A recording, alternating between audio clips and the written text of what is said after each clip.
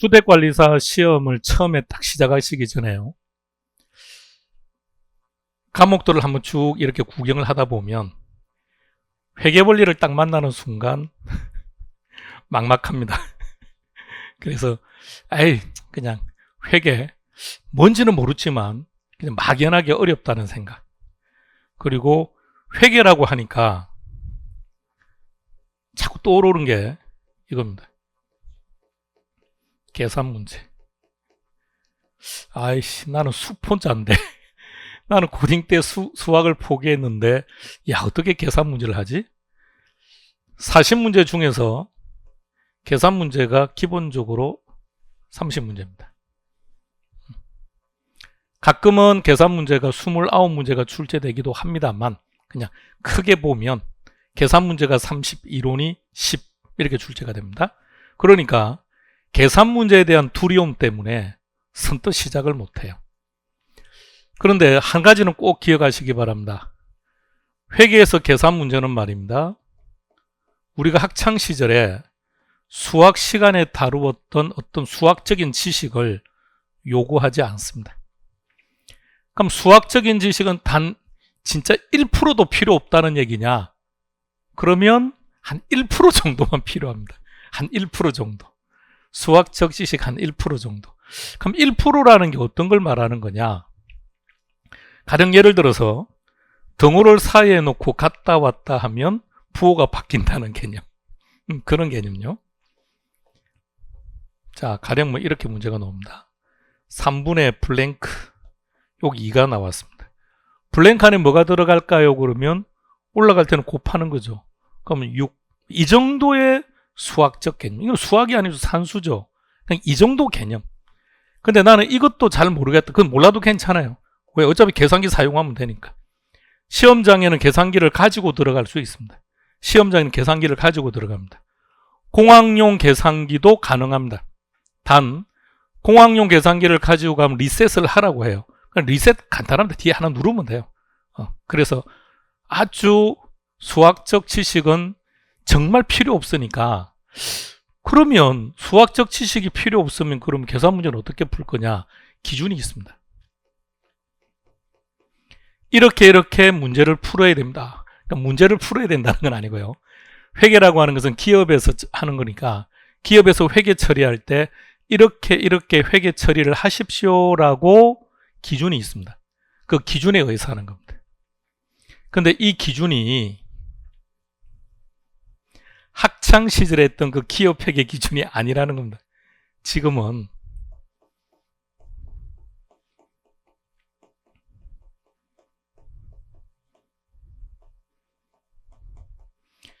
이름도 길어요. 한국채택국제회계기준이라고 합니다. 우리나라가 미국이나 유럽과 무역을 하다 보니까 이 불편한 점이 많아요. 왜냐하면 우리나라 기업들은 우리나라 기준에 따라서 장부를 작성하고요. 미국이나 유럽은 그 나라 기준에 따라서 장부를 작성하다 보니까 수출입을 할 때 만드는 장부와 또 국내에서 감사를 받을 때 해야 되는 또 회계장부 또 달라져요. 너무 번거로워요. 그래서 우리가 미국이나 유럽 할 때 우리나라 기준으로 따라와라고 하기에는 상황이 여의치 않으니까 우리가 그들의 기준으로 따라간 거예요. 그래서 한국이 채택한 국제회계 기준입니다. 그래서 이 기준에서 회계 처리는 이렇게 하는 겁니다 라고 딱 명시를 해놨습니다.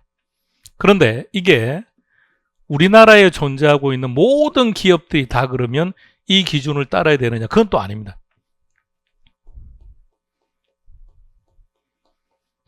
주식을 상장한 기업들은 예외 없이 이 기준을 갑니다. 그럼 상장하지 않은 비상장은 일반적으로 우리나라에 있는 기준, 그래서 우리나라가 채택한 기업회계 기준이라는 게 있습니다. 그런데 우리 시험은 99.9% 이렇게 갑니다. 우리 시험은 99.9%.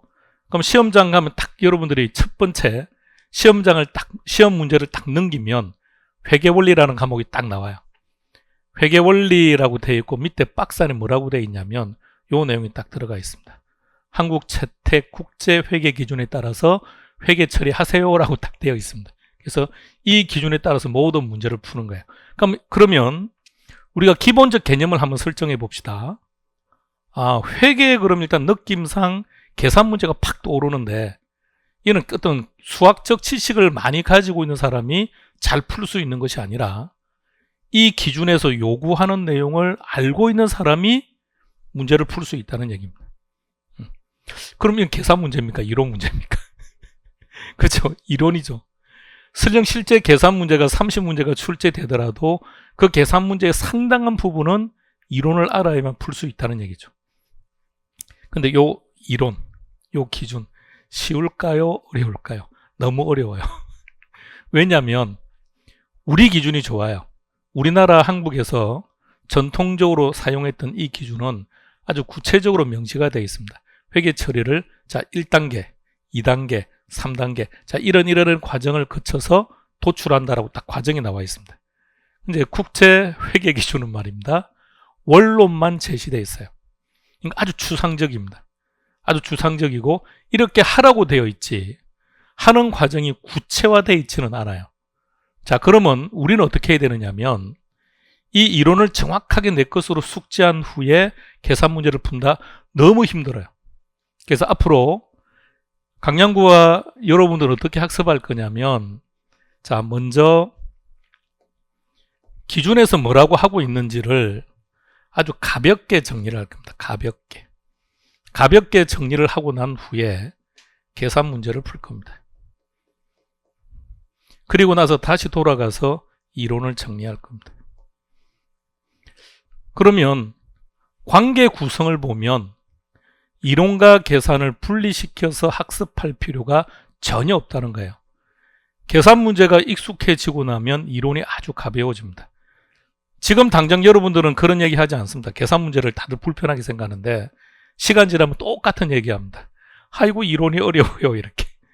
이론이 훨씬 더 어렵습니다. 그런데 이론을 극복하는 방법은 외우는 게 아닙니다.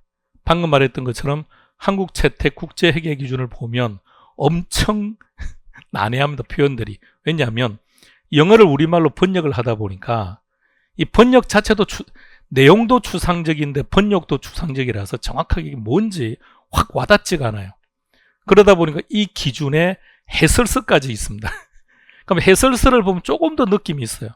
그럼 그렇게 따지면 분량이 어떨까요? 엄청나게 많아요. 그걸 다 할 수는 없는 거니까 계산 문제를 여러 번 반복해서 익숙해지고 나면 이론이 가볍게 정리가 될 수 있다는 것. 그래서 먼저 우리가 첫 만남에서는 회계라는 과목의 성격을 먼저 좀 파악해 주시기 바랍니다. 그래서 회계 그러면 계산이야 이게 아니라고요.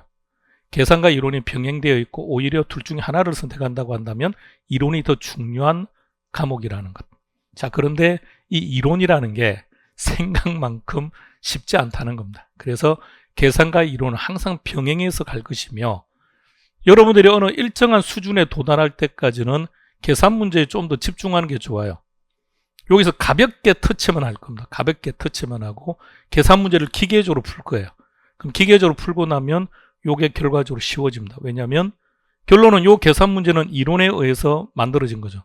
그럼 계산 문제를 먼저 정리하고 난 다음에 이론을 보면 똑같겠죠. 그 내용이니까. 그래서 앞으로 우리는 이렇게 진행한다는 것이고요. 이번에 이제 우리는 타이틀이 이래요. 생기초인데 그럼 정말 여기서는 시험 문제와 관계없고 회계를 다루기 위한 정말 아주 기본적인 것만 다루느냐? 아닙니다. 다 시험 문제입니다. 시작해 보겠습니다. 타이틀을 한번 보시기 바랍니다. 일상생활 속에서 회계 이야기다 그랬는데 우리 삶 속에 회계라는 개념은 어디서 주로 접합니까? 우리 가정을 따져보면 가계부입니다.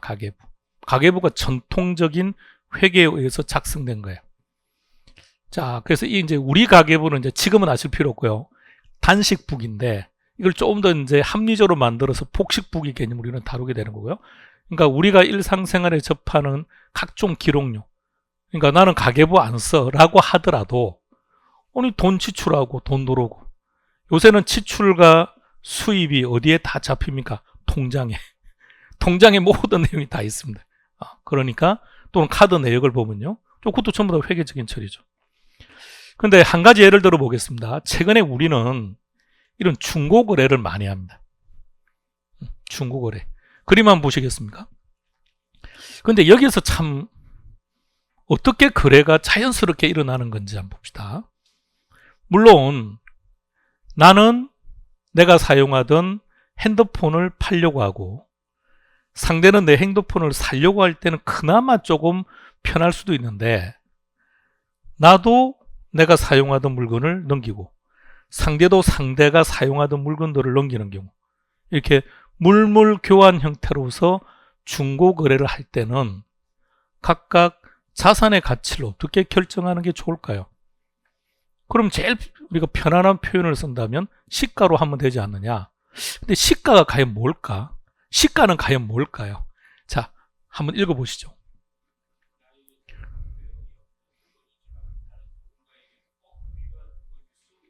예.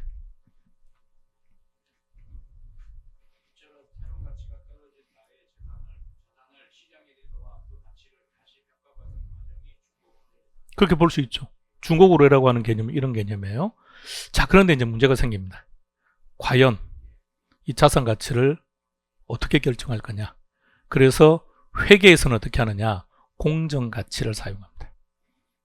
앞으로 이제 여러분들이 회계를 다루게 되면 회계 전반적으로 이 단어가 계속해서 나올 겁니다. 공정 가치, 공정 가치, 시가를 말하는 걸까?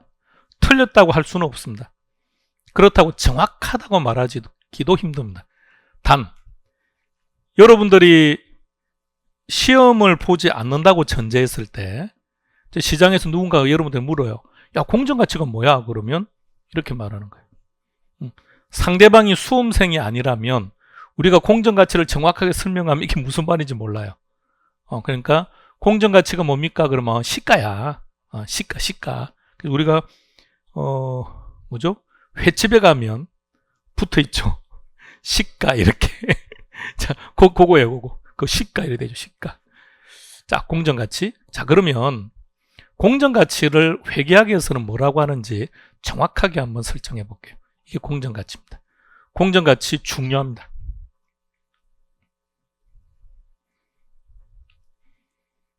네.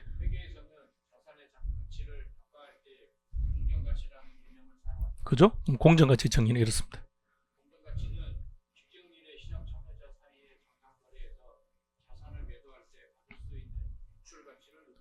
단어 하나하나 정확히 보셔야 돼요. 이게 시험 문제입니다. 그럼 이를 하나씩 따져봅시다. 다시 그림으로 가볼까요? 이 두 사람이 지금 중고 거래를 하고 있는데 중고 거래를 하는 날짜가 25년 3월 1일이다. 또는 25년 12월 3일이다.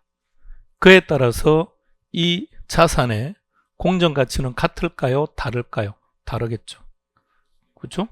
자, 그래 중요한 게 측정일이라는 개념이 나와요. 자, 측정일은 이런 겁니다. 공정가치를 산정하는 특정 시점. 그러니까 중고거래를 3월 1일 날 한다. 그러면 그 3월 1일이 측정일. 12월 3일 날 한다 그러면 12월 3일 그 날짜가 측정일. 그 측정일은 특정한 시점이 되겠죠. 그럼 시장 참여자는 누굽니까? 라고 한다면 시장 참여자는 편안하게 표현한다면 그냥 수요와 공급이라고 생각하셔도 크게 문제는 없어요. 그냥 수요와 공급이다. 자, 그런데 시험을 보는 우리 입장에서는 수요 공급이라고 기억하면 위험할 수도 있습니다. 그래서 정확하게 따지면 이거죠. 앞서 중고 거래하는 경우를 다시 한번 잘 생각해 보세요. 중고 거래를 하는 경우 한 사람은 수요자이고 한 사람은 공급자겠죠. 두 사람이 각각 지금 거래를 하는 입장이니까 각각 수요자이면서도 각각 공급자이겠죠. 그러면 시장 참여자는 누굽니까? 그러면 수요자와 공급자인데 단 앞서 중고 거래일 때는 그 당사자들만이 시장 참여자예요. 그래서 합리적이면서도 독립적인 주체다라는 표현을 썼죠. 자, 왜 그러냐면 자, 중고 거래를 합니다. 근데 그 중고 거래하는 그 물건에 대해서 관심 있는 사람들이 많아요. 그럼 수요자들이 많아요. 그럼 이 많은 수요자들이 전부 다 시장 참여자이냐? 그렇지는 않다는 얘기죠. 왜냐하면 다른 사람들은 실제 거래에 참여를 못한 거니까. 그 다음에 자산을 매도한다 그래서 방금 누군가는 자 공급자라 표현해 볼게요. 공급자인 한 사람은 공급자인 어느 특정한 사람은 자신의 물건을 상대에게 넘기는 거죠. 매도. 그래서 교환될 수 있는 가격이라 그랬습니다. 앞으로 이제 우리가 점점 이제 내용을 들어가면 유출 가치라는 것도 있고 유입 가치라는 것도 있습니다. 그럼 여기서 유출과 유입은 어떻게 판단을 하느냐면 돈이 들어오고 나가는 것을 기준으로 삼으면 큰일 납니다. 돈의 흐름을 가지고 판단하는 것이 아니라 재화나 서비스의 흐름을 가지고 판단하는 겁니다. 그러면 방금 예를 들었던 중고 거래일 때 그 물건이 움직일 때, 그러니까 여기서 말하는 유출이라는 것은 앞선 그림을 다시 생각해 봐요. 자신이 가지고 있던 물건을 넘길 때 그때를 유출 가치라고 합니다. 그럼 유출 가치는 거죠. 매도자 입장에서 본다면 자산을 매도하면서 수취하는 것. 그러니까 매도하면서 수취하는 게 뭘까요? 수취하는 게 돈이겠죠, 돈. 이때 이 돈을 뭐라 부른다는 얘기입니까? 공정가치다 이렇게 부른다. 내가 가지고 있던 중고 물건을 넘기면서 10만 원 받았다. 그러면 그 10만 원을 뭐라 한다고요? 공정가치. 반면에 부채를 이전하면서, 그러니까 부채를 이전한다. 어색하죠. 부채를 상환하는 거죠. 자, 상대방에게 돈을 빌렸습니다. 돈을 갚는 거예요. 돈을 갚을 때는 우리가 흔히 원금도 갚지만 그렇죠. 이자도 같이 갚아야죠. 근데 이 부채를 이전한다고 해서 떠넘긴다는 뜻이 아니라 부채를 상환한다. 그때 지급하는 것. 그 지급하는 돈. 우리는 그것을 뭐라고 부른다고요? 공정가치다. 공정가치 하나하나의 정의는 이렇게 말합니다. 따라서 중고거래 앱에서 형성되는 가격이 바로 공정가치와 아주 유사한 개념. 회계학에서 다루는 공정가치가 방금 우리가 예를 들었던 이 경우에 공정가치라는 얘기입니다. 그래서 앞으로 이제 우리 입에서는 시가라는 말을 쓰지 마시고요. 공정가치라는 말을.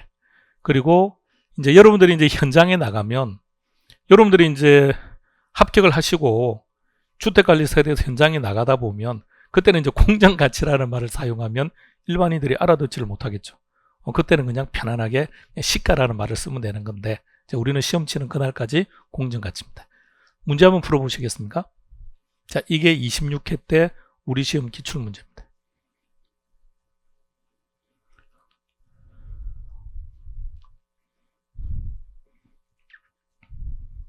답은 공정가치다, 그죠? 근데 하나하나 키워드를 하나씩 다 기억하셔야 됩니다. 시험 이렇게도 나옵니다. 블랭크 이렇게 놓고 그래서 블랭크 속에 들어간 내용으로 올바른 거 찾아라 이렇게 놓기도 합니다. 그러니까 표현 하나하나를 정확하게. 자, 첫 번째, 왜 측정일이 중요할까요? 3월 1일이냐 12월 30일이냐에 따라서 시가는 분명히 달라질 거 아닙니까? 가치는 달라질 테니까. 자, 그리고 시장 참여자가 누구냐? 시장 참여자가 수요자 한 명에 공급자 한 명인 경우하고 수요자는 한 명인데 공급자가 10명인 경우하고 완전히 달라지지 않을까요? 사겠다는 사람은 한 사람밖에 없는데 팔겠다는 사람 10명이라면 가격은 떨어지겠죠. 그럼 공정가치는 하락할 수밖에 없겠죠. 그래서 시장 참여자. 자산 입장에서 본다면 매도라는 말을 쓰고요. 부채 입장에서 본다면 이전이라는 말을 씁니다. 공정가치. 다시 한번 더요. 오늘 우리가 함께 다루는 내용이 왕기초, 생기초 이렇게 말을 쓰는데 생기초라고 시험과는 관계없다가 아니고요. 하나는 모두가 다 시험과 관계되는 개념. 아, 그러면 회계에서 학습하는 내용들은 우리 보통 일상 삶 속에서는 전혀 관계없는 내용들이 아니라 우리 일상 삶 속에서도 결정됩니다. 자, 오늘 날짜를 기준으로 해서 단통법이 이제 폐지가 됐습니다. 그럼 핸드폰 가격 생각해 보세요. 똑같은 핸드폰을 언제, 어디서, 어떻게 구입하느냐에 따라서 가격은 어떨까요? 이제 다 달라져요. 이제 이게 또 신뢰성에 또 문제가 생길 거예요. 누구는 비싸게 사는 사람이 있을 거고 상대적으로요. 누구는 싸게 사는 사람이 있을 거고. 그럼 단통법이 폐지되기 이전과 비교한다면 전반적으로 소비자 입장에서는 핸드폰 자체는 싸게 사겠죠. 대신에 이제 우리가 통신요금을 더 많이 부담하는 좀 더 금액이 높은 쪽을 요구할 수는 있을 겁니다. 상대방이 많이 깎아줄 테니까 3만 원짜리는 안 됩니다. 월 5만 원짜리 사용해야 됩니다. 이렇게 할 수는 있겠죠.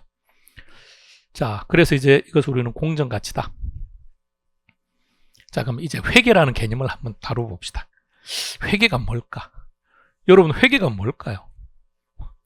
회계 그러면 골치 아픈 것 이런 게 아니고요. 보세요. 얼마나 밝게 웃고 있습니까? 자, 회계. 이제부터는 누군가가 여러분들에게 회계가 뭐냐 물어보면 일단 최소한 이 단어 한마디는 해야 돼요. 아, 회계는 정보를 제공하는 것이다. 그러니까 다른 말 다 몰라도 괜찮아요. 이 말은 반드시 할 수 있어야 됩니다. 정보를 제공하는 것이다. 그러면 정보를 제공한다. 그럼 이제 회계를 좀 더 구체적으로 들어갈게요. 회계를 구체적으로 들어가서 이 정보라는 것은 어떤 시장을 전제로 하느냐에 따라서 다 달라질 수 있는 거니까. 자, 그래서 이제 우리는 딱 기업을 기준으로 합시다. 자, 이 두 사람의 관계를 볼까요? 요새 SK 하이닉스가 아주 좋죠. 뭐 이번 주 들어와서 월하 뭐 가격은 좀 떨어지고 있습니다만 별로 신경 쓸 필요 없을 것 같고요. 외국인들하고 기관이 지금 자꾸 팔고 있어서 가격이 떨어지니까 대신에 개미들은 계속 올라가고 있으니까 아마 곧 이번 주에 실적 발표가 나고 나면 또 가격은 급등할 가능성도 가지고 있고요. 자, 투자자입니다. 갑돌이입니다. 갑돌이는 SK 하이닉스 주식에 투자하려고 하는 정보 이용자예요. 그럼 천천히 생각해 보세요. 갑돌이는 SK 하이닉스로 갈까? 아니면 삼성전자로 갈까? 아니면 미국의 주식으로 갈까? 아니면 코인으로 갈까? 에이, 다 불안해. 그냥 부동산으로 갈까? 예, 고민을 할 겁니다. 그럼 이 투자자가 합리적인 의사결정을 하기 위한 정보를 SK는 제공해 줘야 돼요. 그럼 철저하게 전제 조건은 주식에 투자한다고 전제하고요. 즉 SK에 투자한다고 전제하고 어떤 정보가 필요할 건지를 한번 생각해 보세요. 내가 지금 저 회사에 투자를 하려고 하는데 과연 저 회사는 견실한 기업일까? 튼튼한 기업일까? 이 말입니다. 그러니까 튼튼하다는 것 보통 우리가 시장에서 주로 쓰는 표현이고 견실한 기업일까? 그럼 견실하다는 것은 과연 어떤 것일까요? 견실하다는 게 이런 거죠. 부채보다는 그렇죠. 자본이 많아야죠. 또 자산의 크기가 얼마인지. 부채라고 하더라도 부채의 질도 중요한 거죠. 1년 이내에 갚아야 되는 부채가 많은지 아니면 5년, 10년 후에 갚아도 되는 부채가 많은지 그에 따라서 달라지죠. 이런 것들을 확인하는 것을 재무 상태라는 말을 씁니다. 재무 상태. 자, 첫 번째. 갑이 SK에 투자를 할까 말까 고민할 때 첫 번째는 과연 저 회사가 견실한 기업일지 확인합니다. 두 번째는 뭘까요? 배당을 받아야죠. 배당을 받으려면 이 회사는 정말 이익이 얼마나 발생하는 기업인지, 수익과 비용은 어떻게 되는지, 이걸 경영성과라고 합니다. 아주 중요한 표현입니다.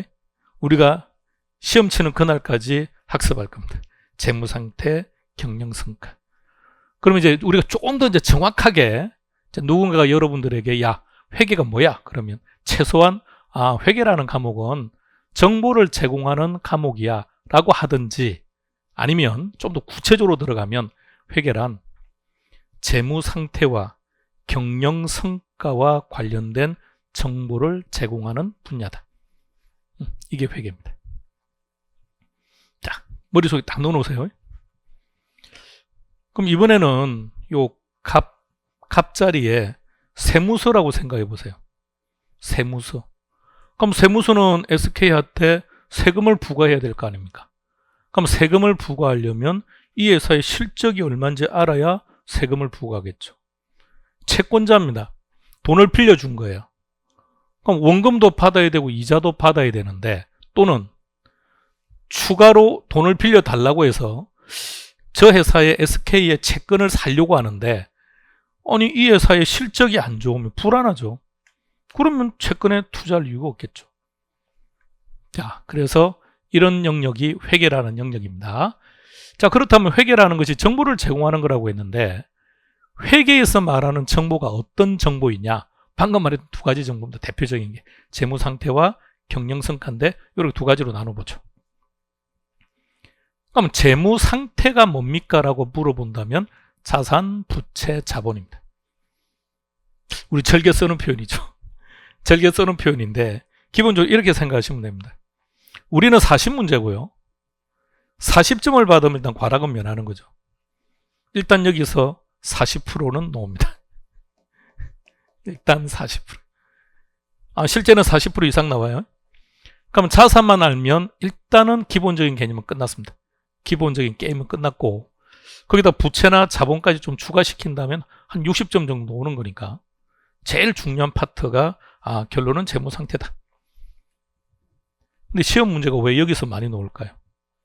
재무 상태가 중요하다고. 그러니까 우리가 어떤 기업을 바라볼 때, 또는 우리가 친구 사이도 말입니다. 친구 사이에서도 친구가 돈을 빌려 달래요. 이거 참 안 빌려줄 수도 없고, 또 빌려주자니 요즘 못 받을 것 같은데 뭘 보고 할 수 있습니까? 재무 상태 가지고. 저 친구는 자본이 별로 없어요. 근데 부채가 너무 많은 친구예요. 근데 친한 친구야.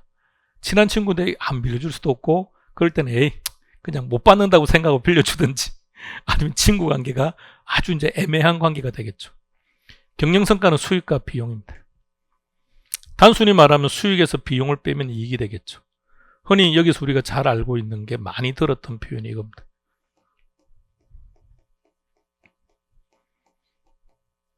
근데 단기 순이익은 그냥 해마다 우리 시험 문제입니다. 어떤 회계 자료를 제시하고 시험 문제가 어떻게 나오느냐, 단기 순이익에 얼마나 영향을 미칠까요? 이렇게. 그럼 이제 생각해 봅시다. 재무 상태라는 정보를, 경영 성과라는 정보를 기업에서는 정보 이용자들에게 제공을 해야 돼요. 근데 어떻게 제공하는 게 좋을까요? 많이요. 많은 정보를 주면 일반적인 정보 이용자들이 그걸 어떻게 할까요? 분석하기도 힘들고요. 그래서 이걸 하나의 표로 딱 만들었습니다. 하나의 표로 딱 만들어서 재무제표라고 해요. 그 재무제표 중에 한 가지가 재무상태표라는 겁니다. 그럼 이제 한 가지는 기억했습니다. 재무상태표에는 자산과 부채와 자본을 기록하는 거구나. 그러면 우리가 어느 특정한 기업의 재무상태표를 분석하게 되면 이 기업의 재무상태가 어떠한지, 즉 다시 말하면 견실한 기업인지 아니면 부실한 기업인지를 판단할 수 있다는 얘기입니다. 또 재무제표 중에서 말입니다. 어떤 재무제표를 보면 경영성과를 알 수 있습니다. 수익이 얼마인지, 비용이 얼마인지, 그걸 우리는 손익계산서라고 표현합니다. 물론 이제 앞으로는 우리가 정확한 용어는 포괄손익계산서인데 크게 신경 쓰지 말고요. 그냥 손익계산서만 알고 있으면 되니까요. 그럼 회계에서 제공되는 정보라고 하는 것은 이러한 정보들을 정보 이용자들에게 제공된다는 얘기입니다. 그래서 이런 모든 정보를 하나의 표로 만든 게 재무제표다. 재무가 뭐죠? 재무? 돈. 제자는 모든 제자. 그럼 재무제표라는 말은 돈과 관련된 모든 표. 그 재무제표는 5개가 있습니다. 그럼 당연히 이 5개에서 시험 문제는 다 나오겠죠. 자, 일단 정보를 전체적으로요. 그럼 여기까지 한번 개념을 잡아볼까요? 회계는 뭐라고요? 정보를 제공하는 거야. 근데 어떤 정보를 제공한다고요? 재무상태와 경영성과를. 근데 재무상태와 경영성과를 일반 정보 이용자들에게 제공을 하는데 A4 용지에다가 자, 우리 기업에는 이런 자산이 있습니다. 부채는 어디서부터 얼마가 들어왔습니다를 다 기록해서 제공하면 분석이 불가능하죠. 그래서 전문가들이 재무제표를 딱 만들어서 재무제표를 만들어서 이것을 정보 이용자들에게 제공하게 되고, 그럼 정보 이용자들은 이 재무제표를 통해서 파악하는 겁니다. 자, 그럼 이렇게 생각합시다. 재무제표를 분석하는 것은 쉬울까요? 어려울까요? 어렵죠. 근데 일반 대중들 중에 재무제표를 보면서 정말 이것을 분석할 수 있는 분이 얼마나 될까요? 그래서 기본적인 전제는 이겁니다. 정보를 제공하는데 정보 이용자들은 이러한 재무제표를 분석할 수 있는 능력이 있는 대상, 그 대상을 정보 이용자로 삼는 거예요. 그렇죠? 재무제표를 제공했으나 무슨 말인지 내가 모르겠다 라고 하는 정보 이용자들까지도 기업에서 책임질 필요는 없다라는 논리입니다. 그러니까 우리가 어느 특정한 회사의 주식에 투자할 때는 그 기업의 재무제표를 분석하고 투자하는 것이 원칙인데, 현실 시장은 그렇지 않지 않습니까? 현실 시장은 그냥 상황 보고 막 투자를 하니까 손해도 많이 보고 하는 거죠. 그럼 재무제표라는 게 뭘까? 자, 재무제표는 크게 5가지입니다. 2가지는 정리했습니다. 하나는 재무상태표였고요. 하나는 손익계산서입니다. 자, 3번째가 현금 흐름표인데, 자, 이렇게 한번 생각해 보세요. 요 재무상태표에는 현금이 있습니다. 정확한 계정은요, 현금 및 현금성 자산이라고 해요. 근데 이거 정말 중요하죠. 왜냐하면 기업은 말입니다. 이게 너무도 중요한 거예요. 유동성이라는 게. 흔히 건실한 기업이라고 말을 해요. 근데 건실한 기업인 건 맞는데 대부분의 자산이 부동산과 같은 투자 자산에 묶여 있어요. 그럼 이런 자산들의 특징은 당장 현금화 시킬 수 없다는 말이죠. 그런데 만기가 되어서 채권이 회수된 거예요. 이걸 빨리 대금을 지불해야 되는데 지불할 것은 현금으로 줘야죠. 근데 이 기업은 유동성이 낮아요. 그래서 현금을 지급할 수 있는 여유는 없답니다. 그럼 회사는 그냥 부도 나는 거죠. 부도는 간단합니다. 그래서 우리가 흔히 말하는 적자가 나서 부도가 나는 것은 어쩔 수 없는 거지만 흑자 부도가 발생하는 이유 중에 한 가지도 이것들입니다. 그래서 그 현금에 대해서 조금 더 구체적으로 기록하자. 그리고 다음에 우리가 이런 것을 학습하게 될 겁니다. 발생주의라는 개념하고 현금주의라는 개념하고. 오늘은 용어 하나만 그냥 가볍게 구경합시다. 이 관계 때문에 현금 흐름표를 만드는 이유가 되기도 합니다. 4번째는 자본 변동표입니다. 그런데 이러한 재무제표들의 특징은 말입니다. 현금 및 현금성 자산 123억 5천만 원, 이것만 딱 나와 있어요. 근데 정보 이용자 입장에서 볼 때는 그 돈이 어떻게 구성되어 있는지를 몰라요. 좀 더 정확한 정보를 주기 위해서 추석이라는 개념을 만든 거예요. 그래서 어떠한 재무제표이든 어느 특정한 내용을 조금 더 정확하게 정보를 제공해야 될 상황이 있을 때는 추석을 통해서 제공하는 거죠. 그 재무제표의 종류는 이렇게 5가지가 됩니다. 지금 바로 암기하셔야 됩니다. 자, 우리 다 같이 한번 볼까요? 다 같이 하나씩 읽어봅니다. 재무제표의 종류는 몇 가지라고요? 5개. 천천히 갑니다. 시작. 재무상태표, 손익계산서, 그 다음에요. 정확한 건 손익계산서예요. 근데 포괄자 있든 없든 신경 쓰지 말고요. 3번째, 현금 흐름표, 자본 변동표, 그리고 주석. 자, 입력합시다.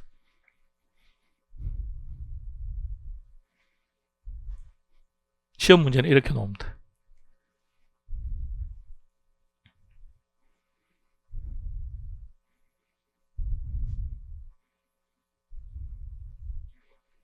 답 간단하죠.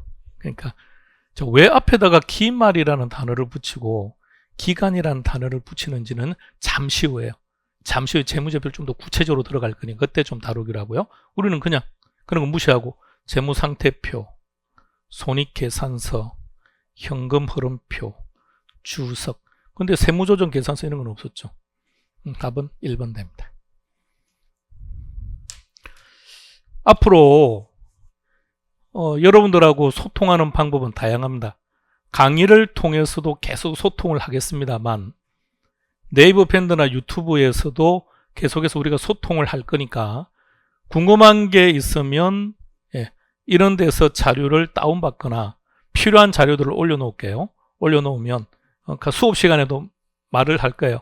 밴드에 이 자료 올라가 있습니다. 그럼 가서 다운받으시고, 또 질문할 때는 여러분들 강의를 보시다가 인강으로 보시는 분들은 인강 보다가 거기서 바로 질문하기가 있습니다. 거기서 질문하시면 되고, 또 필요하다면 여기서 질문하셔도 상관없고요. 자, 그래서 앞으로 우리가 소통할 공간입니다.